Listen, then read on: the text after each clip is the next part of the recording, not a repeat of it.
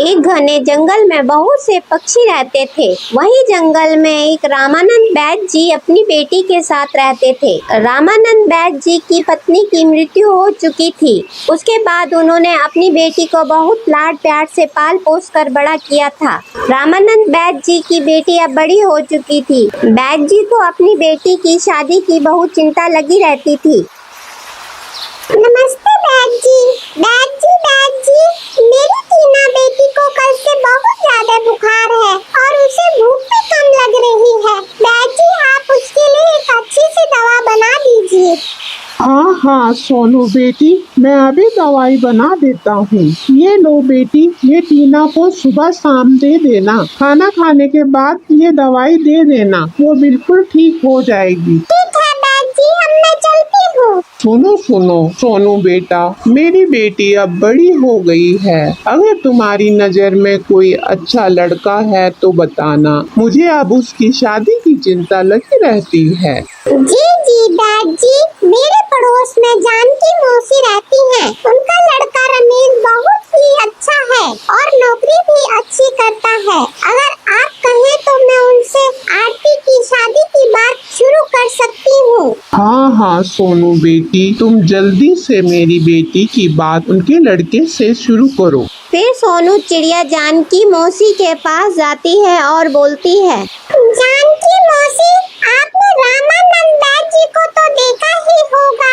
उनकी बेटी आरती, वो बहुत ही प्यारी और संस्कारी है। अगर आप कहें तो मैं रमेश की बात उनकी बेटी से शुरू करूं क्या? हाँ सोनू चिड़िया, मुझे ये रिश्ता मंजूर है। मैं तो वैसे ही बीमार रहती हूँ, मुझे भी अपने रमेश की चिंता लगी रहती है। मैं तो चाहती हूँ उसे अच्छी लड़की मिल जाए और जल्द से जल्द मैं उसकी शादी कर दूँ। अगले ही दिन जानकी तोती अपने बेटे रमेश के साथ बैद जी के घर जाती है और उनको आरती पसंद आ जाती है और कुछ ही दिनों में आरती और रमेश की शादी हो जाती है।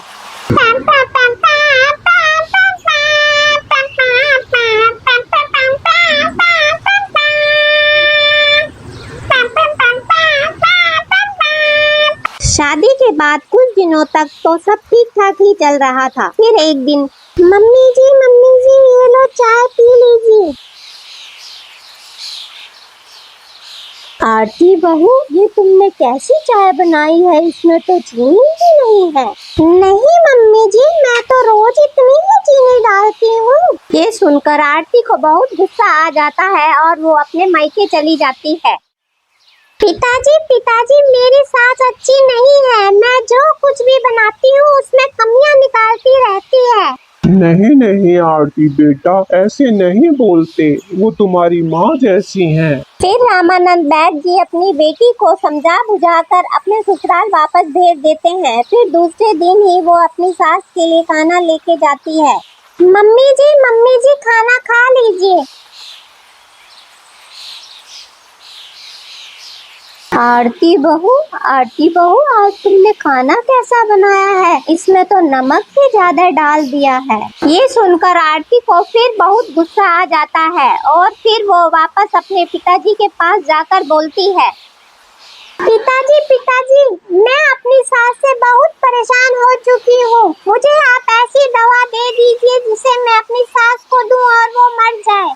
ठीक है बेटी, अगर तुम यही चाहती हो तो ये लो ये दवाई। तुम जब अपनी सास के लिए दूध लेके जाओ तो एक चुटकी इस दवा को उस दूध में मिला देना और रोज तुम एक चुटकी दवा दूध में मिलाना और धीरे धीरे तुम्हारी सास मर जाएगी और किसी को तुम्हारे ऊपर शक भी नहीं होगा। ठीक है पिताजी, अब मैं चलती हूँ।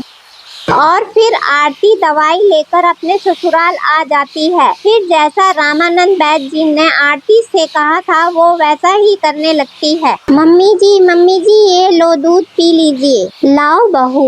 जानकी तोती दूध पी लेती है। फिर दूसरे दिन, मम्मी जी, मैंने आपके लिए हलवा बनाया है, खाकर बताइए कैसा बना है।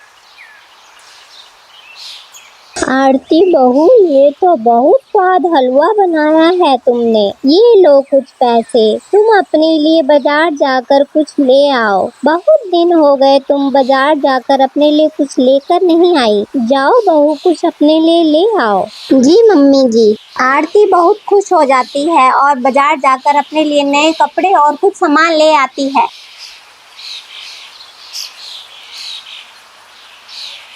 मम्मी जी, ये लीजिए, खाना खा लीजिए। आरती बहू, खाना तो बहुत अच्छा बना है। तुम मेरी इतनी सेवा करती हो। ये लो तिजोरी की चाबियों का गुच्छा, अब तुम ही संभालो। मैं तो बूढ़ी हो गई हूँ, अब तुम्हें ही ये घर संभालना है। तुम ही मेरे घर की लक्ष्मी हो। ये सुनकर आरती की आंखों में आंसू आ जाते हैं और वो अपनी हरकतों से शर्मिंदा हो जाती है और अपने पिताजी के घर जाकर बोलती है और जोर जोर से रोने लगती है। पिताजी मुझे माफ कर दो, मुझसे बहुत बड़ी गलती हो गई है।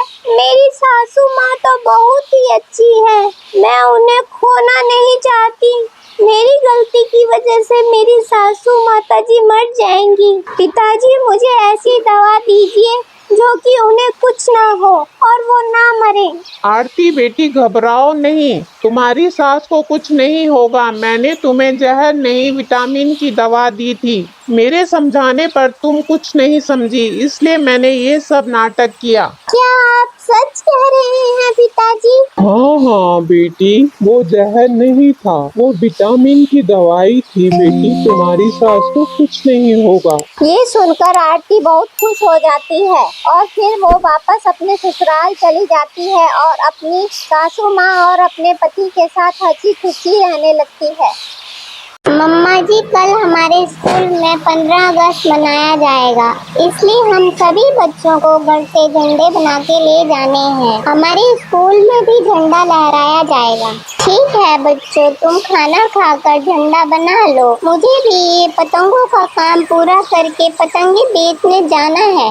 मम्मा जी, हम भी कल पतंग उड़ाएंगे। हाँ बच्चों, तुम भी पतंग उड़ा लेना कल। अभी मुझे पतंग बनाने दो, मैं तुम्हारे लिए अलग से पतंगे रख दूंगी। जी मम्मा जी, हमारे लिए सुंदर सुंदर पतंगे रख देना। फिर बच्चे और सोनू चिड़िया अपने अपने कामों में लग जाते हैं। अगले दिन सुबह बच्चों, जल्दी से नाश्ता करो और स्कूल जाओ। आज 15 अगस्त है तो तुम्हारे स्कूल में झंडा लहराया जाएगा, तो तुम जल्दी स्कूल जाओ। सभी बच्चों ने जो झंडे बनाए थे वो लेकर स्कूल की ओर चल देते हैं। बच्चों, लाइन में खड़े हो जाओ और बारी बारी से एक एक करके अपना झंडा यहाँ लगाते रहो। सभी बच्चे बारी बारी से एक एक करके अपना झंडा वहाँ लगा देते हैं।